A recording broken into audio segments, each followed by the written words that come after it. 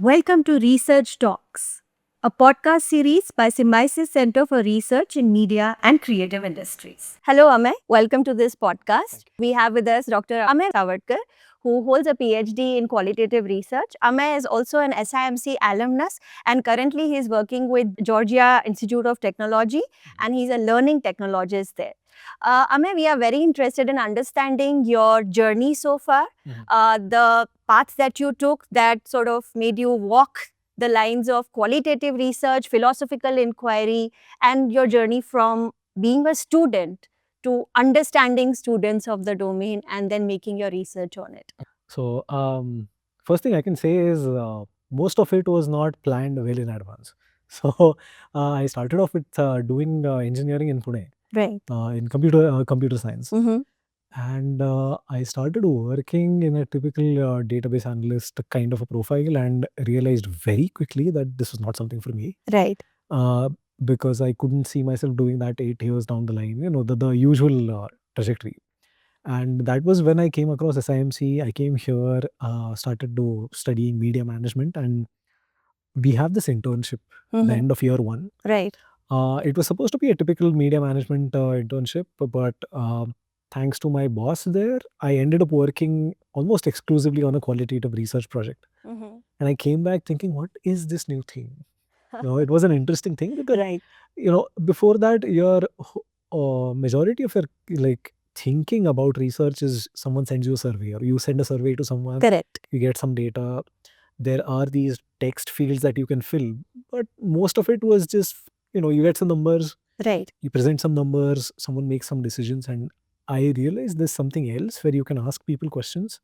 And I thought of interviews mostly as journalistic interviews before that. Uh-huh. And I realized, okay, there's a lot more that happens in this beyond just journalistic interviews. And I came back with that fascination, took all the electives Right. in qualitative research that were offered here, Wonderful.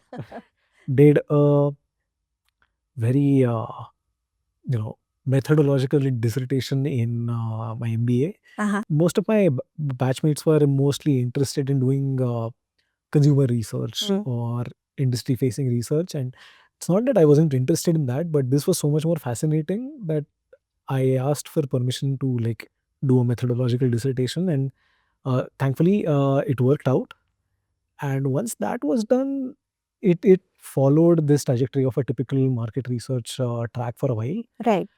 And what I realized was there is a lot more material in the world in general about qualitative research than I have explored.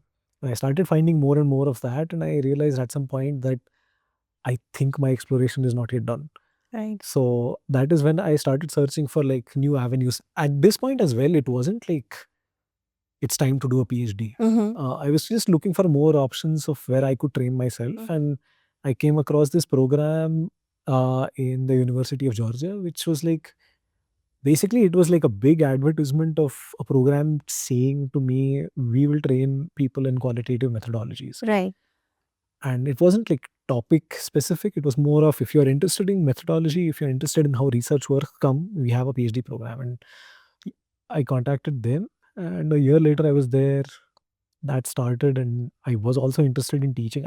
I've taught as a I don't know, you can call it a lecturer, almost that kind of a position at SIMC. And I continued that over there in the program, and I realized, okay, there's another fascinating thing. Right. You can see how I'm bouncing off careers, but No, it's amazing. It's amazing to go through that journey. yeah. Please go ahead. So I explored this profile that I have right now, which basically comes out of a Center for Teaching and Learning, which is essentially a hub-like unit within the university where all departments can just come in and discuss their teaching and learning problems. Right. Could be anything from, say, information retention, or student motivation, or just getting feedback on your teaching. Right. So I started working there, and I realized all of this finally started to come together, because that is where I started using some of my engineering background to just inform people of how they can use technology effectively for teaching.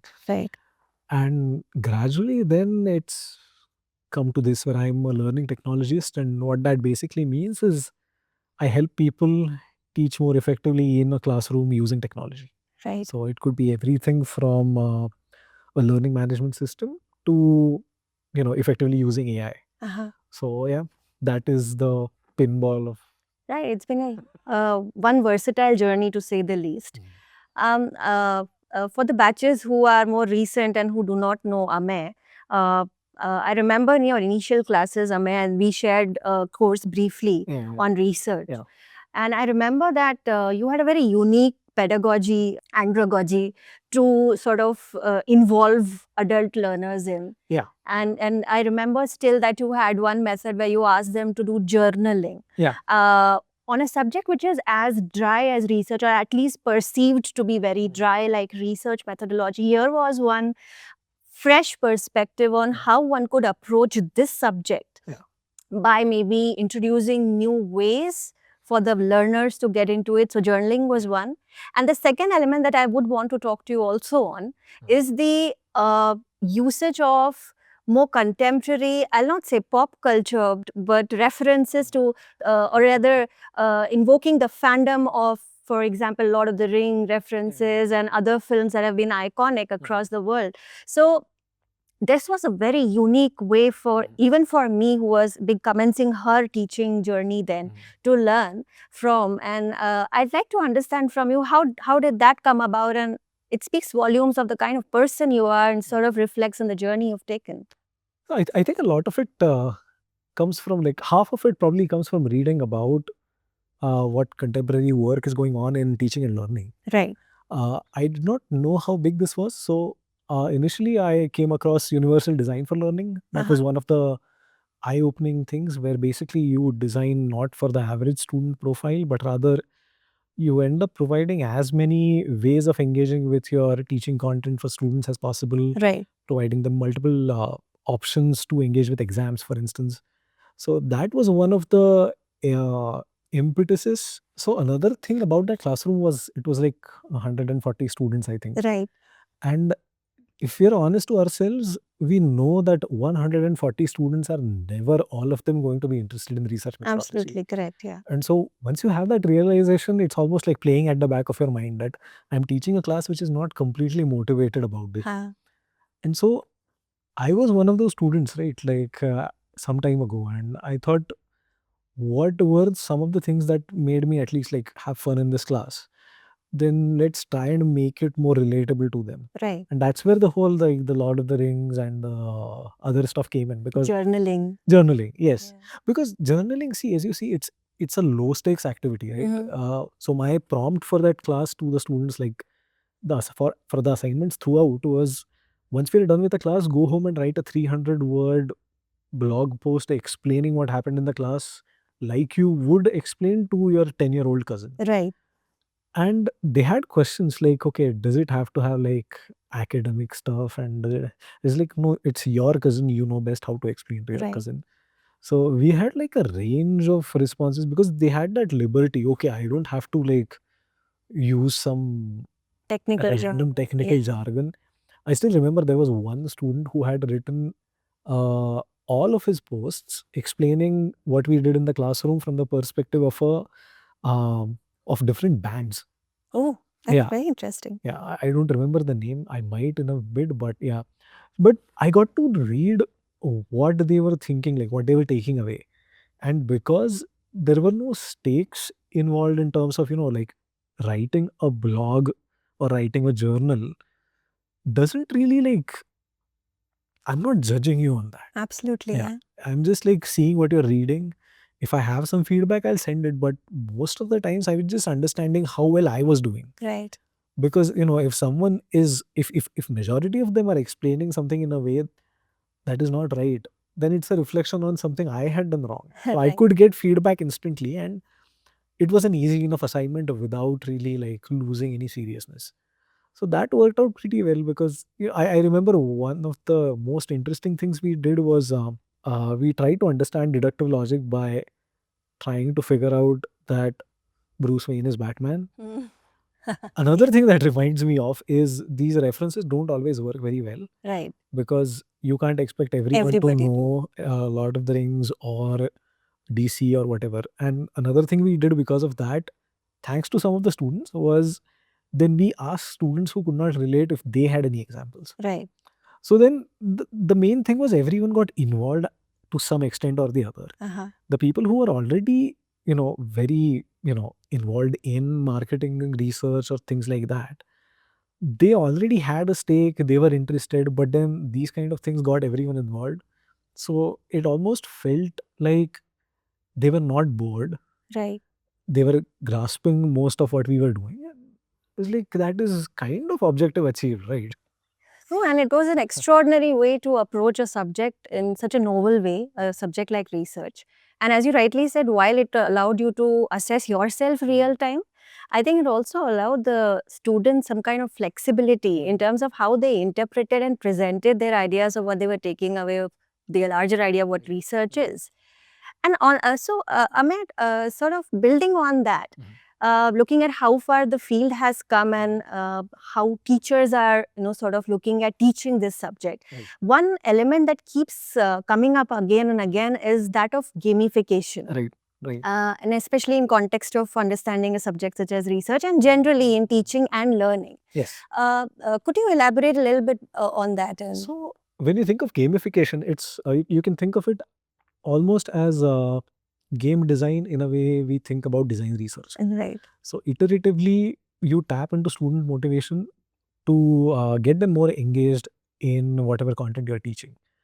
Now, how does that become relevant suddenly is people are more and more realizing that the traditional grading systems that we have may not be 100% conducive for learning, because what you get at the end of the day, so if you're thinking about a market research class, at the end of the day, getting say an A plus in market research, what does that mean? Right. Does it mean that you can very effectively design surveys? Does it mean that you can simultaneously do really good qualitative research? Right. So you don't get a holistic assessment of who you are Correct. as a market researcher at the end of the day. So there is a growing critique of the traditional grading system, and therefore a lot of people are going towards what they call ungrading now, which is basically involving the students or trying to understand what students are interested in when it comes to teaching or when it comes to a subject. And what I'm doing currently is, in terms of gamification, you can think of it as bringing elements of a game into learning. So instead of someone getting, say, 8 out of 10 in a survey design assignment, which really tells you nothing beyond you got 8 out of 10, Right. you create different aspects of survey design and essentially let students understand how proficient they are at all of these aspects. So if I have to give a parallel example, when you're playing a game, what you get to know is you are enhancing a specific stat in that game, or your character is particularly good at using these kind of resources, Right. or you get really proficient at exchanging resources based on something. So it's essentially exchange of resources and exchange of things and developing your experience. And what this does is basically it gives you an opportunity as a teacher to introduce interesting systems to get students involved and help them, pick and choose what they want to learn in a classroom. So if I have an opportunity to redo a market research course as a student, I'll be really interested in doing something which allows me to just specialize in qualitative, but go to like level 1 or 2 of something else. Right. So it allows for that flexibility, first of all. And second is, if you've played games, you'll know that there are different things that motivate us in games. Yeah. One of them is some people like seeing their names on the scoreboards. Second is there are people who enjoy chatting with other people, interacting with other people, just like dancing around with other people in games. There is another where you are just interested in exploring what the game offers. So there is a cave far away. It has nothing to do with my objective. I'm still going to go and explore it. That, and then the fourth is the most interesting. Like in theory, they call them killers. Killer as a motivation, but Right.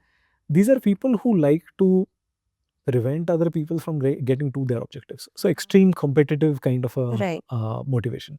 And you can harness all these different motivations by designing your courses such that everyone has a chance to participate.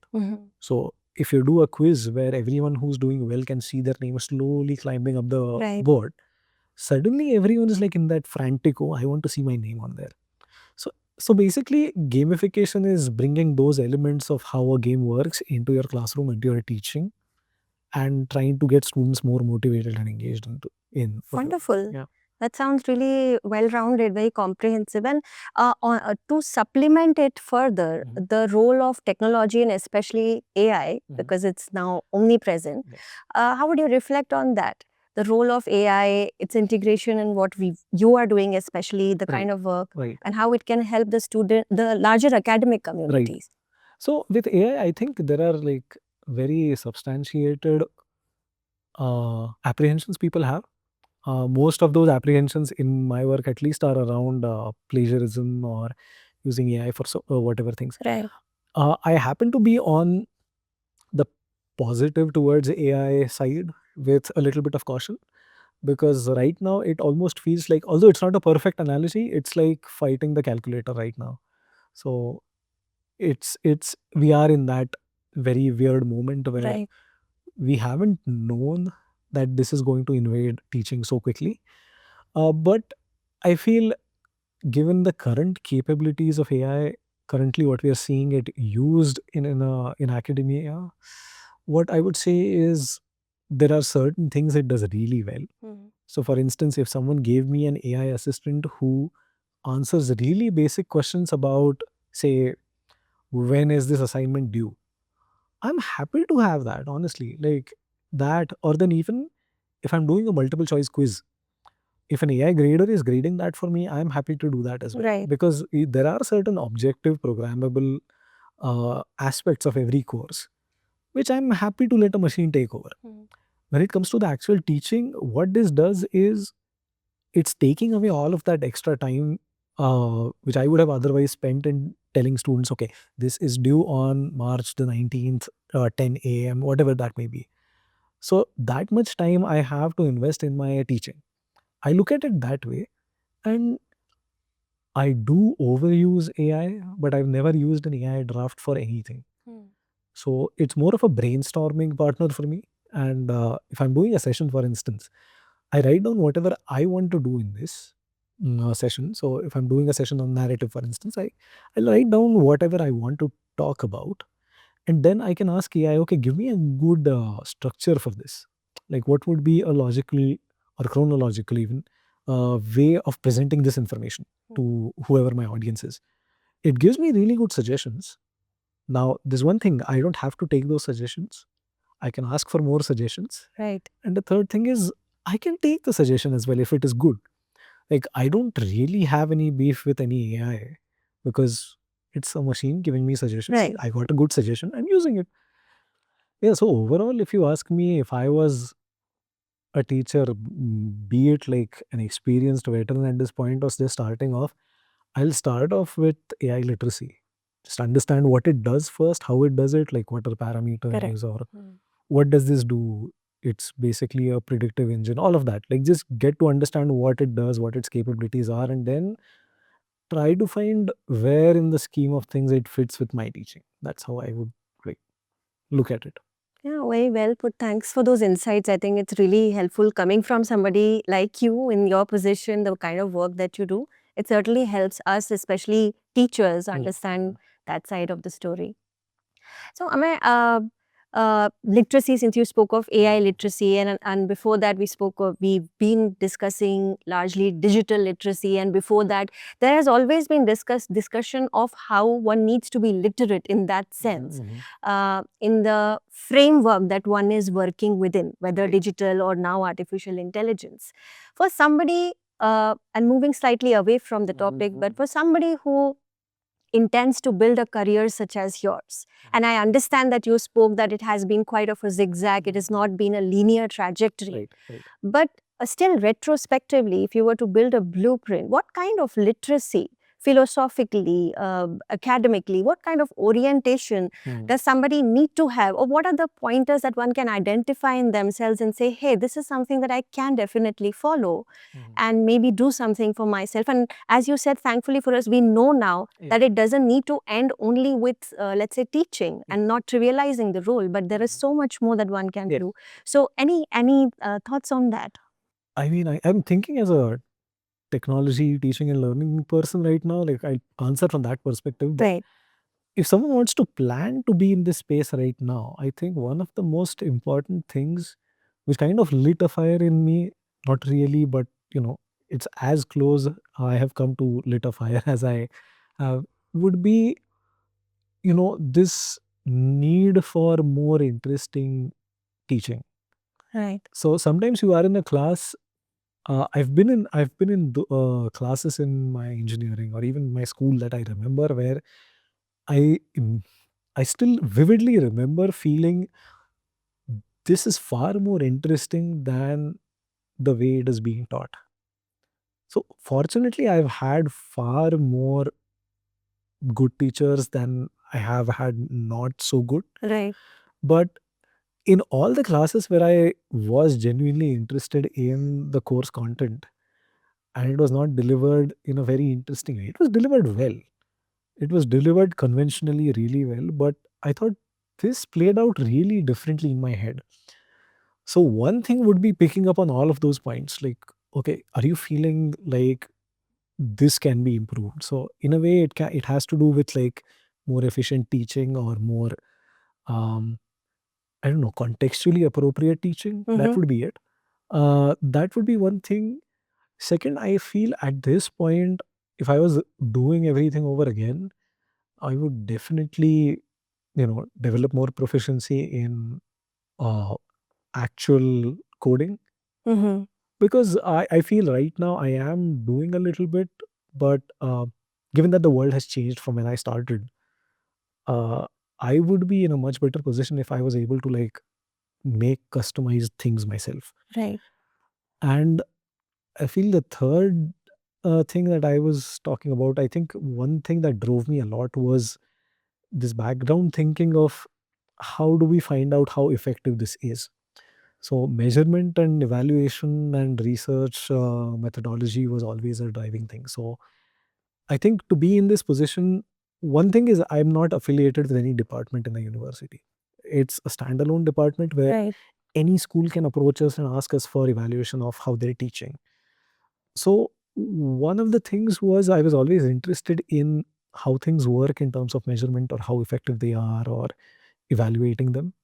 So maybe this affinity for just finding out how to measure things, Mm-hmm. because when I say how to measure things it sounds very generic, but we could be talking about, say, uh, anything from how effectively am I teaching to how good am I at even understanding my own subject that I teach. Right. And very often, because of our really high workloads as teachers, we don't have the time to reflect on how I'm teaching. And you can get that feedback from n number of places. Right. So just having that mindset of iteratively thinking about what is effective in what I'm doing. So it's this weird mix of being aware of how you're teaching or and methodology and being interested in measurement. So retrospectively, I think I would recommend the same pathway.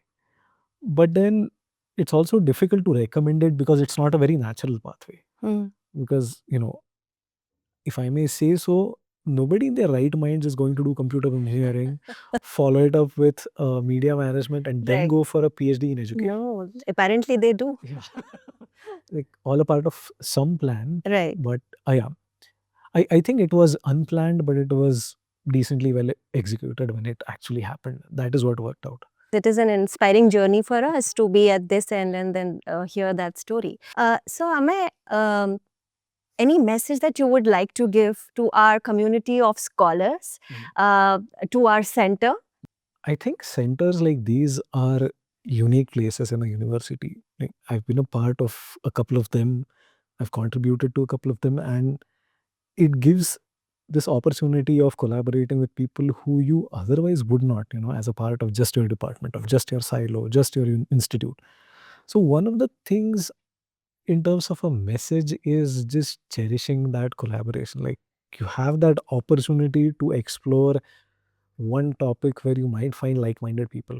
And when it is something as, I want to say, exciting as like it has the name creative in it. Right. So having to explore creative industries as well as media, like I'm a student of media management. So I think it's about cherishing that opportunity really. Like I'm pretty sure like all the people who work at the center have much more research experience than I do.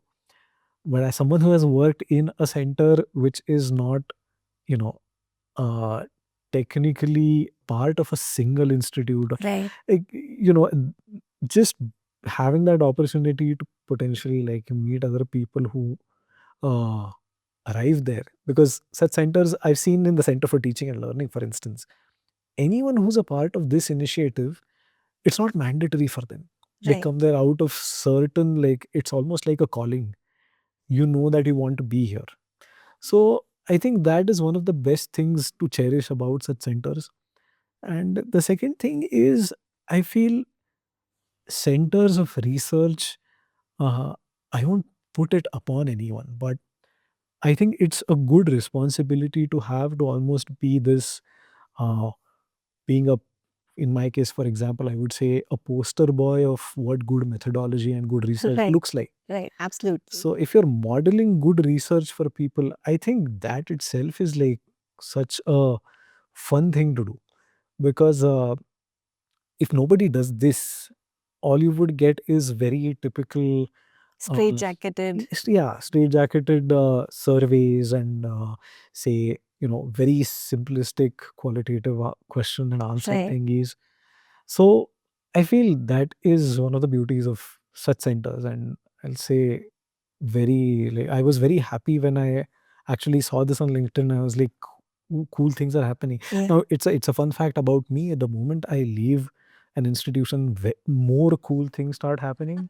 Like, No, I assure you, you are by far the coolest thing that has happened because we are hosting our first podcast series with you, yeah. and Symbiosis Center for Research in Media and Creative Industries is very proud and happy to host you for this episode. So, Oh, and so you have not missed out on yeah. anything. No, and I'm